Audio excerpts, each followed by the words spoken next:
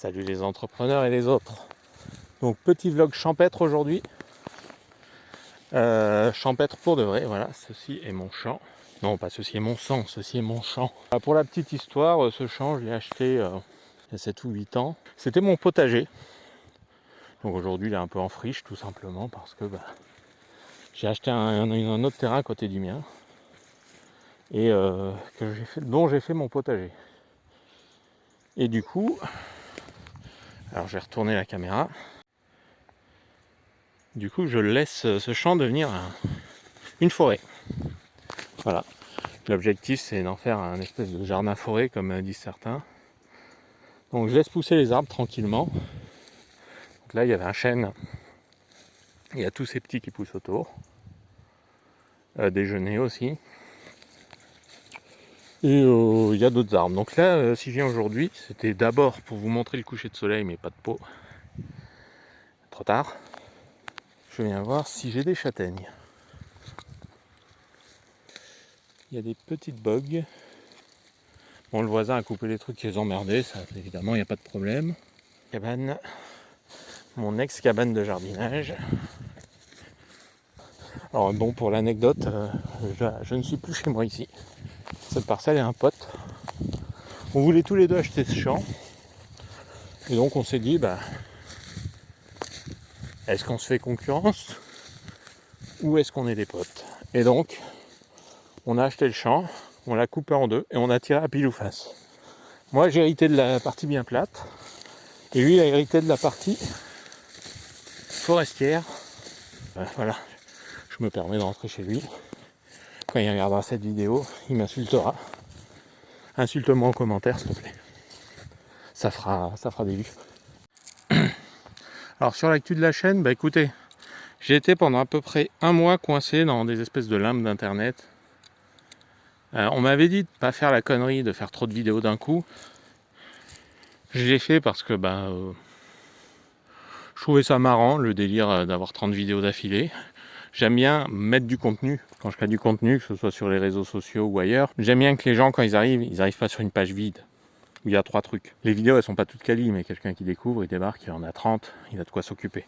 Maintenant, j'y vais un peu plus tranquille, j'essaye de les travailler un peu plus, j'essaye d'améliorer ma diction et tout ça. Mais l'un dans l'autre, je pense pas arnaquer les gens, ils débarquent, ils voient des contenus relativement intéressants, j'espère. Donc j'avais fait ces 30 vidéos et j'ai arrêté. J'ai pas arrêté d'en faire, mais du coup j'ai arrêté d'en faire tous les jours. Et au bout de 2-3 jours, l'algo il a dit stop. Il a dit stop. Et c'est assez marrant, hein, on m'avait un peu expliqué tout ça, mais c'est marrant de le vivre. Il y avait un moment, le moment où je me suis arrêté, c'est un moment où je grattais 10 abonnés par jour quasiment. Et je faisais des centaines de vues tous les jours. J'ai arrêté de poster des vidéos tous les jours.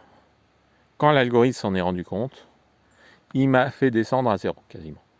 Je ne suis pas descendu tout de suite à zéro. Il y a quelques vidéos qui, par inertie, ont continué à faire un peu de vues. Mais après, les suivantes, rien. Et en fait, YouTube, il te les met en avant, les vidéos. Il te les met en avant, mais comme il veut. Et du coup, là, il a arrêté de mettre en avant mes vidéos. Complètement arrêté. Et ça, c'était vrai jusqu'à il y a 2-3 jours, où j'ai fait ma dernière vidéo. Enfin, c'est pas ma dernière, mais j'ai fait une vidéo sur pourquoi je suis fauché. Et vous regarderez la vidéo. Mais le titre, c'était ça, pourquoi je suis fauché ou un truc comme ça. Et du coup, celle-là, il me l'a poussé à fond. Et j'ai l'impression que ça reprend. J'ai eu une quinzaine d'abonnés qui sont venus de cette vidéo. Le rythme a repris, les autres sont un peu tirés vers le haut, donc à voir si ça se confirme. Mais je pense que ça y est, l'algo, il a compris mon contenu et il commence à essayer de le pousser à nouveau. Peut-être pas auprès du public initial, mais voilà. Donc assez positif. Donc voilà, ça c'est le côté stade de YouTube, le côté point d'étape. Bon, moi je trouve ça toujours positif. Hein. J'étais à peu près à une centaine d'abonnés la dernière fois que j'ai fait un vlog.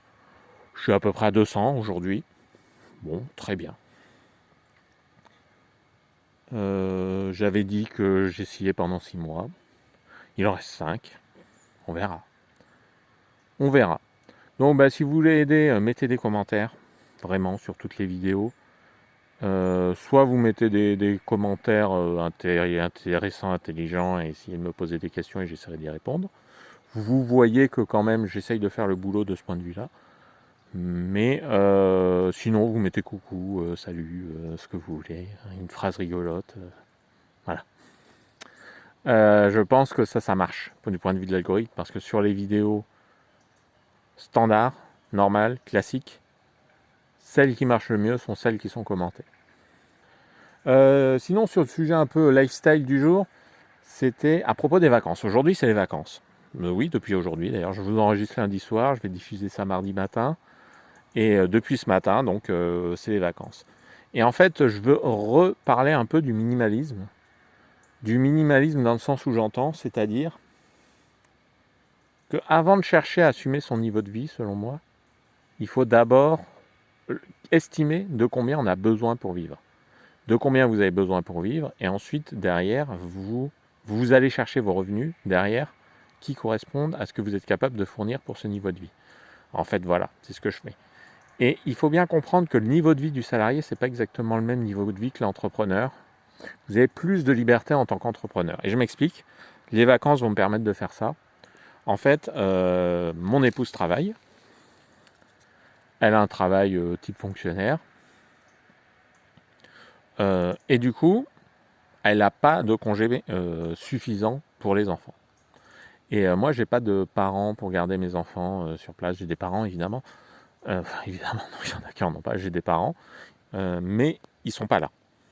J'habite pas au même endroit qu'eux. Une personne normale, un salarié, dans la même situation, il aurait besoin de trouver une nounou. Il a besoin de trouver une nounou pour les vacances scolaires. Et je sais très bien que trouver une nounou pour les vacances scolaires, c'est l'enfer. Donc on bricole, on fait garder par des voisins, etc. Bon.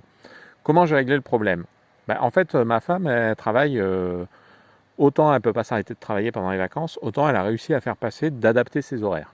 Et la solution qu'on a trouvée, c'est qu'elle commence assez tôt le matin, elle finit à 13h, et à partir de là, c'est moi qui prends le relais et qui vais bosser. Donc c'est pour ça que je rentre un peu tard là et que je m'enregistre au coucher du soleil, c'est qu'il est 19h passé. En fait, moi en tant qu'entrepreneur, je fais ce que je veux. Et ça, c'est vraiment un super avantage.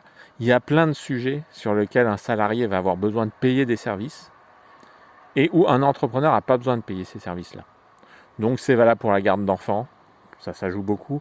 C'est valable pour certains déplacements. Moi, je peux optimiser beaucoup de déplacements avec mon activité. Et typiquement, j'habite à la campagne, les gens vont dire « Ah, mais à la campagne, tu peux pas faire les courses. » En fait, je vais en ville, je fais les courses. Et il y a plein de sujets comme ça où, en tant qu'entrepreneur, le fait de pouvoir se caler 2 heures dans la journée quand on veut, ou même, vous voyez, moi, tous les matins, je ne travaille pas. Et quand les clients m'appellent, je leur dis « Ah ben non, attends, c'est les vacances scolaires, je ne travaille pas le matin. On se rappelle cet après-midi. » Puis voilà, et ça passe très bien. Évidemment, il faut que je m'organise. D'habitude, je prends beaucoup des rendez-vous le matin. J'ai mis dans mon agenda toutes les vacances scolaires de l'année et je n'accepte pas de rendez-vous le matin. Donc voilà, comprenez bien que quand je vous dis combien je gagne, il y a une optimisation supplémentaire. Il y a une optimisation supplémentaire qui est la qualité de vie que j'ai, les choses que je peux me permettre que certains salariés ne peuvent pas se permettre. Et derrière, l'avantage, c'est que quelqu'un de lambda, sur les services qu'il va payer, il va être fiscalisé. C'est-à-dire, si tu as besoin de, mettons, moi je pars du principe que 3000 balles par mois, c'est un salaire convenable. Bon, en tout cas pour moi.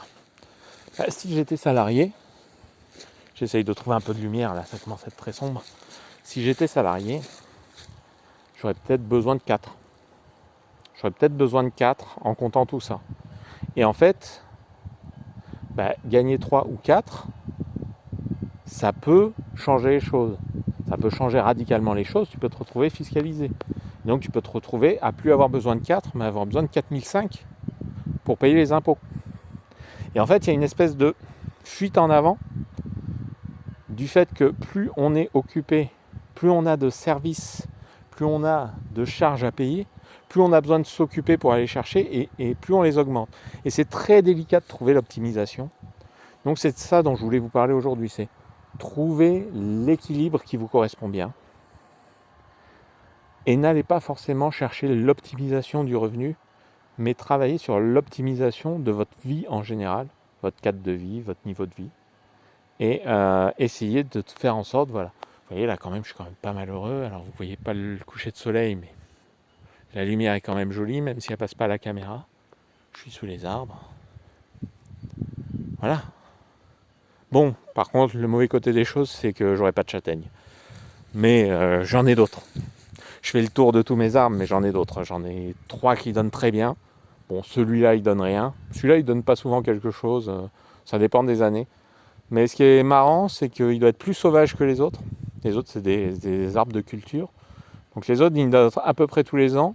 Celui-là, il donne beaucoup moins souvent. Mais par contre, quand le climat est bon, il produit pas mal. Bon, sinon, il produira du bois. Hein. D'ailleurs, quand je suis arrivé, il n'était pas là. Il avait déjà été coupé par les anciens propriétaires à qui j'ai acheté. Il a repoussé très vite. Parce que les châtaigniers, ça repousse. Pas toujours, bien sûr, mais en fait, ça repart des racines. Et donc, le châtaignier, c'est un super arbre. Et bon, ici, il y a beaucoup de chênes, énormément de chênes. Les chênes, c'est bien pour les cochons. Peut-être qu'un jour, je mettrai des cochons ici. Mais voilà. Donc, bah, j'aurai pas de châtaigne. Mais à part ça, tout va bien. Je continue la petite chêne. Bon, n'hésitez pas à me poser des questions, n'hésitez pas à me donner votre avis en commentaire de celle-là ou des autres vidéos. Je vous souhaite à tous une bonne soirée, je vous souhaite de trouver l'équilibre qui vous convient. Et donc, si vous ne savez pas quoi mettre en commentaire, mettez coucou. Salut!